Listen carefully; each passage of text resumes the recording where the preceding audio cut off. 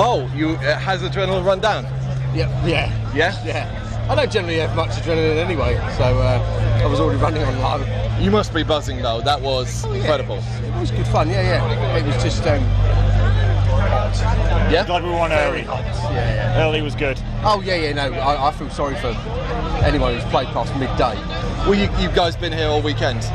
Yeah. So you've been experiencing the heat already. Oh, Kind of used to it, right? I've been Bloodstock every year for about 10 years, and I think this is the hottest I've ever known it to be by a mile.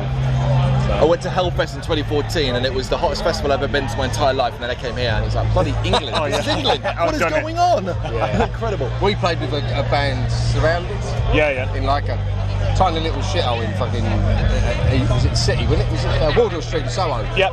And their guitarist, he's an Aussie, and he comes and went, fuck, that's hot. And I was like, when an Aussie says it's hot, you know you're in trouble. But to be fair, he went, you guys aren't prepared for this heat. He said, we're prepared for it, we've got aircon and we know it's coming. He said, that was before the heat wave as well. Yeah, that was when it was like relatively mild. But that would have flown by, right? That flew by, I'll take it for you. Did you get a moment where you were able to kind of appreciate and drink in what you've achieved? It's always the last song. It's always like, here we go, last song, and that's when you kind of snap to and be like, oh my god, how did we get this far? How many times have I fucked up? You're like, no, let's just keep going. But it was surreal. It was amazing. I'm so happy we finally did really like quite a large crowd by the end of it. That was either because it was so hot outside or because we were doing something right. I'll take either. You get the excuse if it's raining, because then people are coming in to get out of it. In the heat, those tents are like ovens. Ain't no one coming in there to cool off or shit like that. You're staying out. Or inside. Absolutely is. You said it though. Whoa, I'm going to ask the question, I'm going to put you right in the spot here. How have you got this far? What are you doing? How have you got this far? What are you doing that's resonating so well? Well, I think one thing we've talked about a lot is there was like a time in music that we're not done with enjoying. Like early Mastodon, early Deftones, like that kind of like sound that was just like really raw and gritty and not tight and overproduced or anything like that. Overproduction is definitely something I like. A lot of people send me bands and go, you're going to love this, and I think that's the same shit I've heard for the last 15 years. Because, not that there's anything wrong with it, it's just it's literally all produced exactly the same. Fair. And I really like early Remission, Leviathan, early Mastodon, where it's really massive and raw sounding.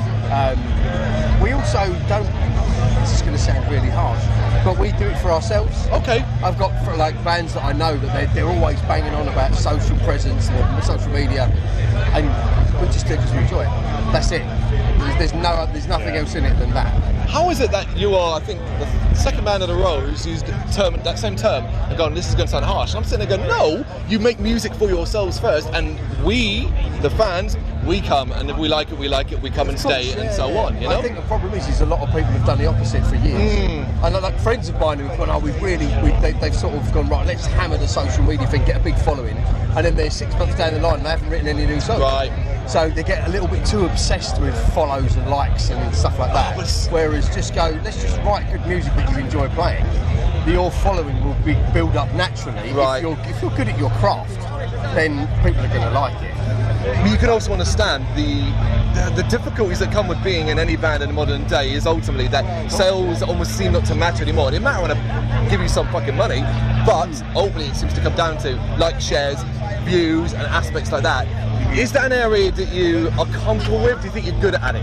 That's his job. Working on it, that's me. That's down to me at the minute. But I feel like YouTube's an interesting place to kind of go to when it comes to music, and it's like, it's fair enough you get your lyric videos and things like that, but like as a musician, like I like watching the rig rundowns, and, a bit more like the behind the scenes process to it. So I'm working a bit more on that kind of side of things, like playthroughs. Because I kind of like idolize ourselves as maybe a bit more like a musician's band. Right. Because like I don't know if you saw our drummer, but he's turning a lot of heads at the minute.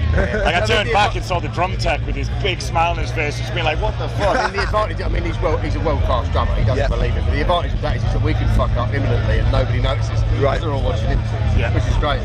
But try to lean into that a little bit more. It's like if that's what people kind of want to enjoy, then we'll give it a shot. We'll go there. I think we do it for ourselves.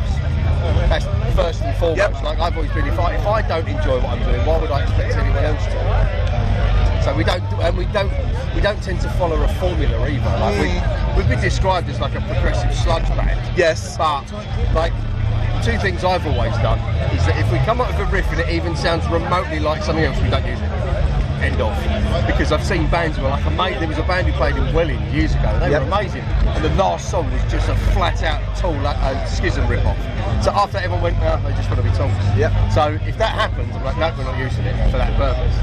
And keep it interesting for us as well as people watching as well. So you've got to be interested in your own music rather than worrying about what comes after that. First and foremost, that's what matters. The journey here, though, gentlemen, the journey to Bloodstock. Let's describe what's been going on. How have you got here? What did it take to get here? It was an interesting journey, wasn't it? Because initially we were under a different name, Nautilus.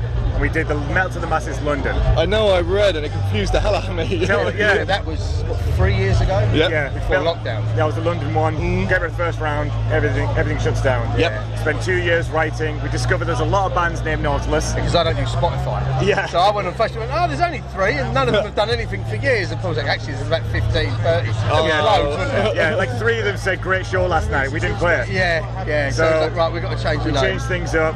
Entered Metal, and we all moved to Kent as well, like in that area. So we're like, oh, there's 2 of the Metal to Masses over that way too. And I'm so glad we did, because that whole Red Line Leo's scene is amazing. I genuinely had a come down after Metal to the Masses finished, because I just missed it. It was really interesting because the standard was really high. Incredible. But every band was different. So there's no 2 bands that I put, well, they're relatively similar. So it must have been a nightmare for the judges, because if you've got 2 bands who are fairly similar, you just go, well, they're better. Quite clearly. If they're all good at their own thing and all different, it's going to be a nightmare to pick who deserves to win or go through.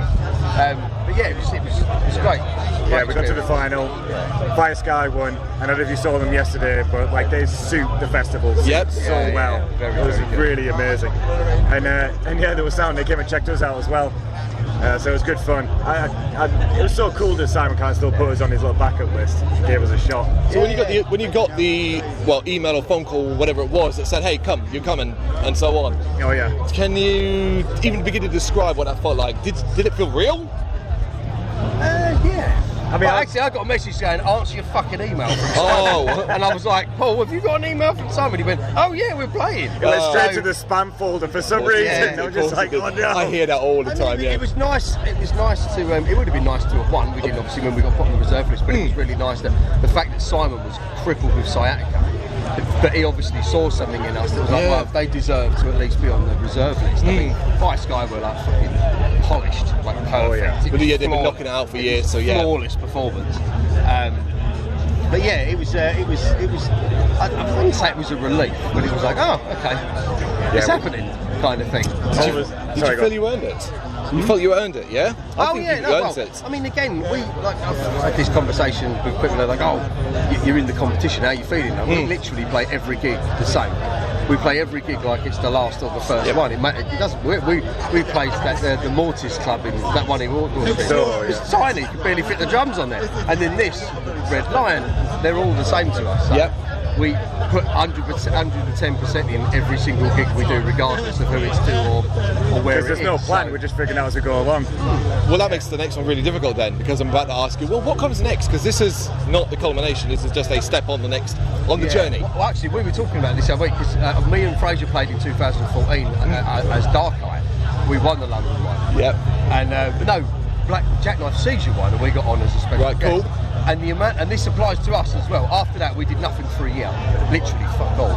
And I said, the amount of bands that I've seen that played Bloodstock and then just seem to vanish. So we're gonna not make sure that doesn't happen.